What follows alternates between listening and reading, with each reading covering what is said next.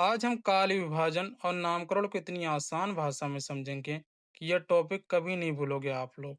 काल विभाजन और उनके नामकरण। काल विभाजन शब्द का संधि विच्छेद करने पर काल का अर्थ होता है समय और विभाजन का अर्थ होता है किसी चीज को दो भागों में बांट देना। इसे ही काल विभाजन कहते हैं। अब इसे एग्जाम्पल से समझते हैं। जैसे स्कूल में दिन को अलग अलग पीरियड में बांट दिया जाता है। आप देखे होंगे कि आपके स्कूल के टीचर जो होंगे अलग अलग सब्जेक्ट पढ़ाने वाले, वो अलग-अलग पीरियड में आते हैं पढ़ाने के लिए। वैसे ही साहित्य के इतिहास को भी समय के आधार पर अलग-अलग कालों में बाँट दिया जाता है। इसी को काल विभाजन कहते हैं। नामकरण शब्द का संधि विच्छेद करने पर नाम का अर्थ होता है किसी व्यक्ति वस्तु का नाम। करण का अर्थ होता है करना या देना। जैसे हमने काल विभाजन के बारे में समझा, वैसे इसे भी एग्जाम्पल से समझते हैं। जैसे किसी के परिवार में कोई छोटा सा बच्चा पैदा हुआ। अब उसकी माता ने क्या रखा? सोनू। अब दादी ने क्या रखा? मोनू। अब पिताजी तो अलग ही लेवल में भैया, पिताजी ने क्या रख दिया? चिंटू। बोले नहीं, सबसे अच्छा नाम यही है, हम तो चिंटू ही रखेंगे। तो इस नाम रखने की प्रक्रिया में जो झगड़वा होता है, नाम रखने की प्रक्रिया में, इसे ही नामकरण कहा जाता है। काल विभाजन के विविध आधार। समय के अनुसार किसी चीज को कई तरीकों से बांट देना ही काल विभाजन का विविध आधार कहलाता है। सामान्यतः आमतौर पर साहित्य के इतिहास का काल विभाजन कृति, कर्ता, पद्धति और विषय की दृष्टि से कर ली जाता है।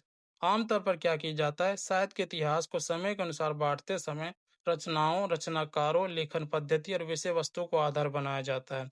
कभी कभी नामकरण के किसी सुदृढ़ आधार के उपलब्ध न होने पर उस काल के किसी अत्यंत प्रभावशाली साहित्य के नाम पर उसका नामकरण कर दिया जाता है।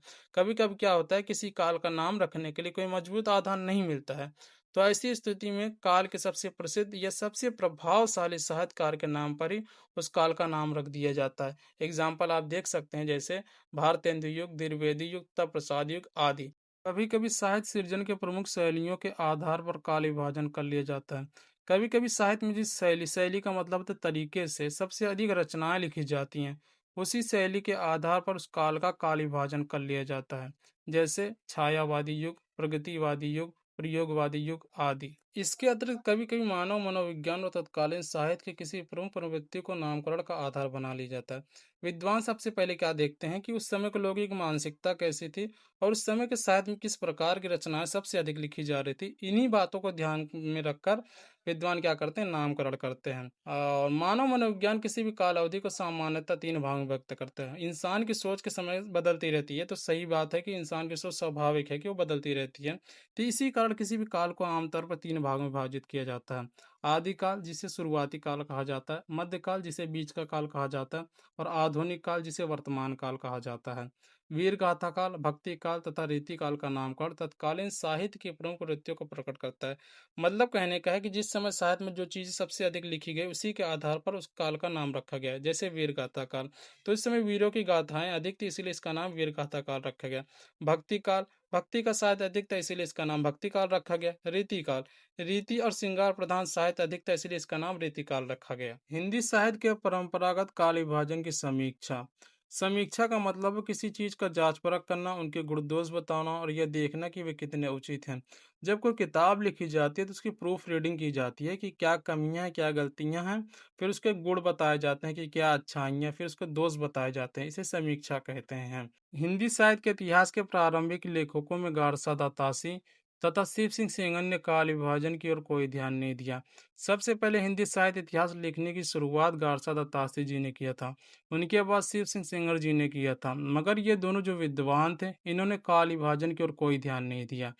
हिंदी साहित्य के काल विभाजन का सर्वप्रथम प्रयास जॉर्ज ग्रियर्सन ने किया। सबसे पहले जॉर्ज ग्रियर्सन ने हिंदी साहित्य के इतिहास को कालों में बांटने की कोशिश की। इसीलिए कहा जाता है कि हिंदी साहित्य के काल विभाजन का सर्वप्रथम प्रयास जॉर्ज ग्रियर्सन ने किया। उनका काल विभाजन जो कि इस प्रकार है। नंबर एक, चारण काल। उस समय जो कवि राजा महाराजाओं की वीरता, युद्ध और यश का वर्णन करते थे, उसे चारण कवि कहते थे। उसके आधार पर इसका नाम चारण काल रखा गया। इसकी समय सीमा 700 से लेकर 1300 ईस्वी। नंबर दो, 15वीं सदी का धार्मिक पुनर्जागरण। नंबर तीन, जायसी की प्रेम कविता। नंबर चार, ब्रज का कृष्ण संप्रदाय। नंबर पाँच, मुगल दरबार। नंबर छः, तुलसीदास। नंबर सात, रीति काव्य। नंबर आठ, तुलसीदास के अन्य परिवर्तित। अन्य परिवर्तित का मतलब होता है तुलसी के बाद आने वाले अन्य कवि या लेखक। नंबर 9 18वीं शताब्दी। नंबर 10 कंपनी के शासन में हिंदुस्तान। नंबर 11 विक्टोरिया के शासन में हिंदुस्तान। यह काल विभाजन न होकर साहित्य के इतिहास के भिन्न भिन्न अध्यायों का नामकरण है और देखने से भी लगता है कि यह वास्तव में काल विभाजन नहीं है। और आप भी देख सकते हैं कि काल विभाजन ऐसा नहीं होता, उसकी समय सीमा बताई जाती है। यहाँ ऐसे देखने पर लगता है कि ये अलग अलग भागों के नाम हैं और ये सही बात भी है।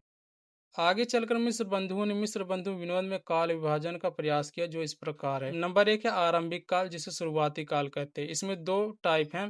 का पूर्व आरंभिक काल, जिसकी समय सीमा में 700 से लेकर 1343 तक विक्रम संवत। ख उत्तर आरंभिक काल, जिसकी समय सीमा 1344 से लेकर 1444 विक्रम संवत। नंबर 2 माध्यमिक काल, जिसमें दो भाग है। का पूर्व माध्यमिक काल, जिसकी समय सीमा 1445 से लेकर 1560 विक्रम संवत। ख पौड़ माध्यमिक काल, जिसकी समय सीमा 1561 से लेकर 1680 विक्रम संवत। नंबर 3 आलंकृत काल, इसमें भी दो भाग है। का पूर्व आलंकृत काल, जिसकी समय सीमा 1681 से लेकर 1790 विक्रम संवत। ख उत्तर आलंकृत काल, इसकी समय सीमा 1791 से लेकर 1889 विक्रम संवत। नंबर 4 परिवर्तन काल, जिसकी समय सीमा 1890 से लेकर 1925 विक्रम संवत। नंबर 5 वर्तमान काल, जिसकी समय सीमा 1926 विक्रम संवत से 1984 तक। मिस्र बंधुओं का वर्गीकरण ग्रियर्सन की अपेक्षा प्रौढ़ है, किंतु इसमें असंगतियों का सर्वथा अभाव नहीं है। मिस्र बंधुओं का वर्गीकरण जो है वो ग्रियर्सन की तुलना में अधिक विकसित और बेहतर है। सर्वप्रथम दोष तो यह है कि मिस्र बंधुओं ने 700 से लेकर 1300 सदी ईस्वी के अपभ्रंश भाषा में निबंध साहित्य को हिंदी की परिधि में समेट लिया। सर्वप्रथम दोष मिस्र बंधुओं की सबसे पहली गलती यह है कि उन्होंने 700 से लेकर 1300 ईस्वी के बीच अपभ्रंश भाषा में लिखे गए साहित्य को भी हिंदी साहित्य का हिस्सा मान लिया। आचार्य रामचंद्र शुक्ल ने इस दिशा में अपेक्षाकृत अधिक परिष्कृत काल विभाजन प्रस्तुत किया। आचार्य रामचंद्र शुक्ल ने पहले के विद्वानों की तुलना में हिंदी साहित्य का अधिक अच्छा और व्यवस्थित और सुधारा हुआ काल विभाजन किया। और एक आदिकाल, आदिकाल को वीर गाथा काल के नाम से जाना जाता है, जिसकी समय सीमा 1050 से लेकर 1375। नंबर 2 पूर्व मध्यकाल, जिसे भक्ति काल के नाम से जाना जाता है, संवत 1375 से लेकर 1700। नंबर 3 उत्तर मध्यकाल, जिसे रीति काल के नाम से जाना जाता है, संवत 1700 से लेकर 1900। नंबर 4 आधुनिक काल, जिसे गद्य काल के नाम से जाना जाता है, संवत 1900 से लेकर अब तक। बंधुओं ने हमारे वेच काल को आदि काल के नाम से नामकरण किया, किंतु शुक्ल जी ने युग में वीर गाथाओं की प्रमुखता को देखते हुए इसे वीर गाथा काल के नाम से पुकारा।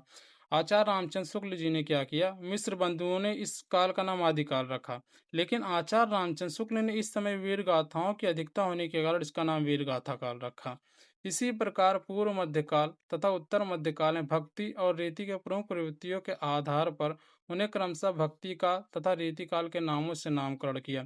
जिस प्रकार आदिकाल का नाम वीर गाथा काल रखा गया, उसी प्रकार पूर्व मध्यकाल में भक्ति साहित्य की अधिकता होने के कारण उसका नाम भक्ति काल और उत्तर मध्य काल में रीति साहित्य की अधिकता होने के कारण उसका नाम रीति काल रखा गया। आधुनिक काल में गद्य लेखन की प्रमुखता को देखकर उसे गद्य काल के नाम से नामकरण किया गया। आचार्य रामचंद्र शुक्ल ने क्या किया, आधुनिक काल में गद्य लेखन की अधिकता होने के कारण उसका नाम गद्य काल रखा। आचार्य शुक्ल ने परंपरा से प्राप्त आदि मध्य और आधुनिक नामों के साथ साथ उस युग के साहित्य की प्रमुख प्रवृत्ति के आधार पर एक एक विशिष्ट नाम और भी जोड़ दिया है।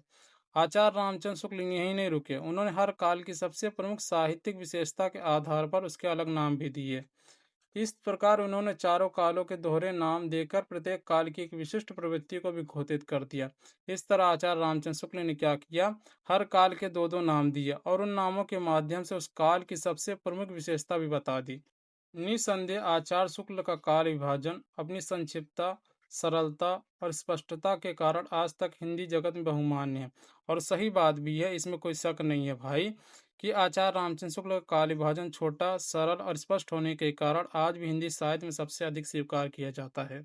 आचार्य शुक्ल जैसे अधिकारी विद्वान ने जिन परिस्थितियों में इतिहास लेखन का दुष्कार्य संपन्न किया, उस समय के अनुसार वह ठीक था। और सही बात भी है कि आचार्य रामचंद्र शुक्ल उस समय की परिस्थितियों में हिंदी साहित्य का इतिहास लिखने जैसा कठिन कार्य किया, जिस समय किसी ने काल विभाजन भी नहीं किया था और उस समय ट्रैवल का उतना साधन भी नहीं था। उस समय जो साधन और जानकारी उपलब्ध थी उसके अनुसार उनका कार्य बिल्कुल उचित माना जाता है। शुक्ल जी की अपनी परिसीमाएं थी, शुक्ल जी की अपनी सीमाएं या कमियां थीं। उनमें सबसे बड़ी यह थी कि उनके समय में एक निर्दोष इतिहास ग्रंथ लिखने के लिए अपेक्षित पर्याप्त सामग्री प्रकाश में नहीं आई थी, अतः उन्हें सीमित सामग्री से काम चलाना पड़ा था।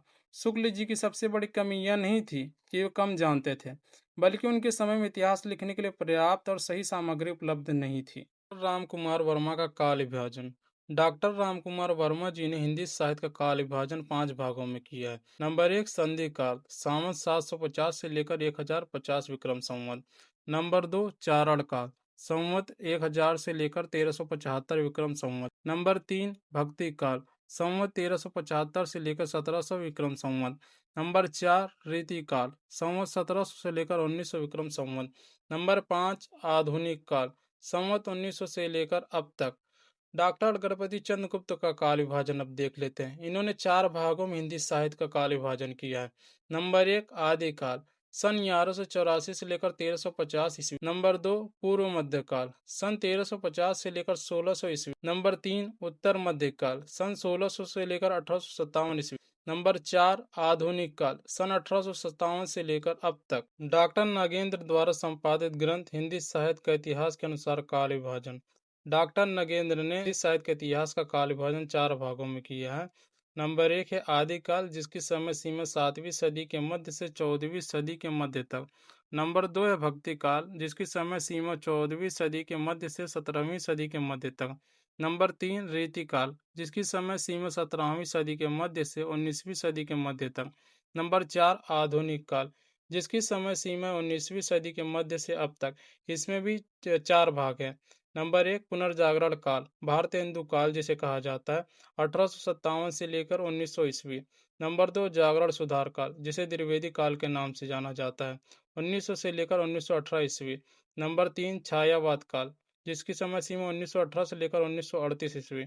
नंबर 4, छायावतोत्तर काल, इसमें भी 2 भाग है। का प्रगति प्रयोग काल, 1938 से लेकर 1953 ईस्वी। ख नवलेखन काल, 1953 ईस्वी से लेकर अब तक। डॉक्टर बच्चन सिंह का काल विभाजन। डॉक्टर बच्चन सिंह ने हिंदी साहित्य का काल विभाजन 4 भागों में किया। नंबर 1, अपभ्रंश काल। नंबर 2, भक्ति काल, जिसकी समय सीमा है सन 1400 से लेकर 1650 ईस्वी। नंबर 3, रीति काल, जिसकी समय सीमा सन 1650 से लेकर 1857 ईस्वी। नंबर 4, आधुनिक काल, जिसकी समय सीमा 1857 से अब तक। आदिकाल का नामकरण। आदिकाल का नाम किसी ने क्या क्या रखा है, आइए देखते हैं। नामकरण मतलब होता है नाम रखने वाला, कर्ता जो नाम रखता है। चारण काल नाम से आदिकाल को पुकारते हैं जॉर्ज गियर्सन। प्रारंभिक काल से आदिकाल को पुकारते हैं मिश्र बंधु। बीज वपन काल के नाम से आदिकाल को पुकारते हैं महावीर प्रसाद द्विवेदी। वीर गाथा काल के नाम से आदिकाल को पुकारते हैं आचार्य रामचंद्र शुक्ल। सिद्ध सामंत काल से आदिकाल को पुकारते हैं पंडित राहुल सात्यंकन। वीर काल के नाम से आदिकाल को पुकारते हैं विश्वनाथ प्रसाद मिश्र। संधि काल एवं चारण काल के नाम से आदिकाल को पुकारते हैं डॉक्टर राम कुमार वर्मा।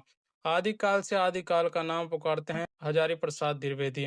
आधार काल से आदिकाल का नाम पुकारते हैं सुमन राजे। रीतिकाल का नामकरण। रीतिकाल का नाम किसने क्या क्या रखा, आइए देखते हैं। तो रीति काव्य से रीतिकाल को पुकारते हैं जॉर्ज गियर्सन। अलंकृत काल से रीतिकाल को पुकारते हैं मिश्र बंधु। रीतिकाल को रीतिकाल के नाम से रामचंद्र शुक्ल ही पुकारते हैं, क्योंकि इन्होंने नाम रखा था रीतिकाल का। श्रृंगार काल से रीतिकाल को पुकारते हैं विश्वनाथ प्रसाद मिश्र। कला काल को रीतिकाल के नाम से पुकारते हैं रमाशंकर शुक्ल रसाल।